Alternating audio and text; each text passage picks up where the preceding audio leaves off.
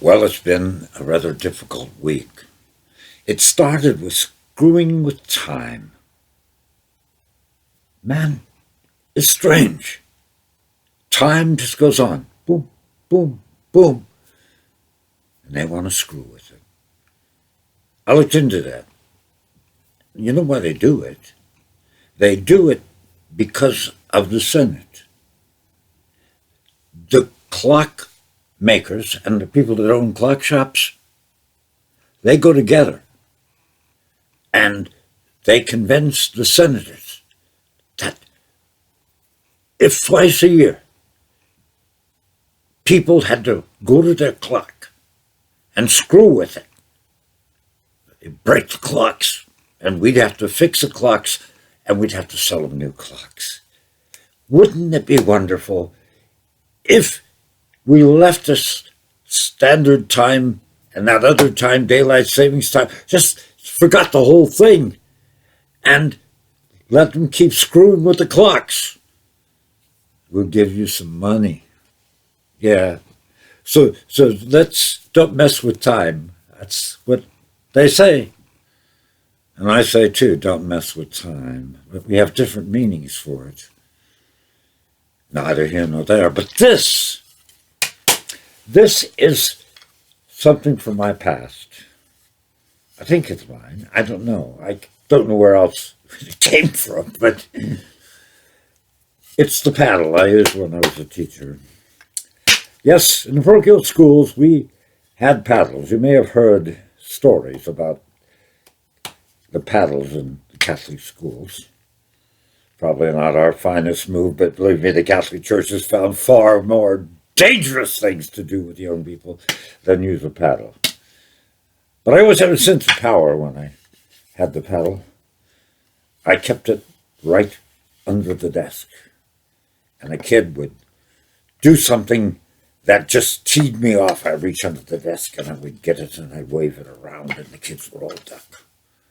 Because they didn't know whether they're going to get you with the paddle or with my eraser. Yeah. These erasers that I had were made by Boeing. Kid mess around, I could hit his desk and cover him in a cloud of smoke in a flash. I mean, I was a Robin Hood of Boeing erasers. Those were good days. I'd rather use the eraser than the paddle. You know, later, I was guardian for a young man, and I got to thinking, if that teacher, this young man, ever took a paddle to him, he'd have to deal with me. I would come down there and I would have my paddle, and I would tell him, in the olden days, we really knew how to use a paddle, and I would have hit that guy, flung him right out the window into outer space, maybe. Ah, sad. But today, things are really getting messed up. And I need to feel important because I am an egomaniac, self-serving, and I have a paddle. And I have flown an airplane, landed it without killing myself because I'm still here. My flying wasn't the greatest. I think the higher power probably had to send angels down to hold up the wings. I can hear it now in heaven. That Dimmitt guy is getting in the airplane with some young people.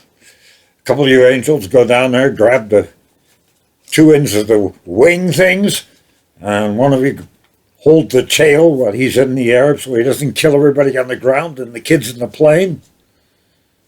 Could have happened. I don't know.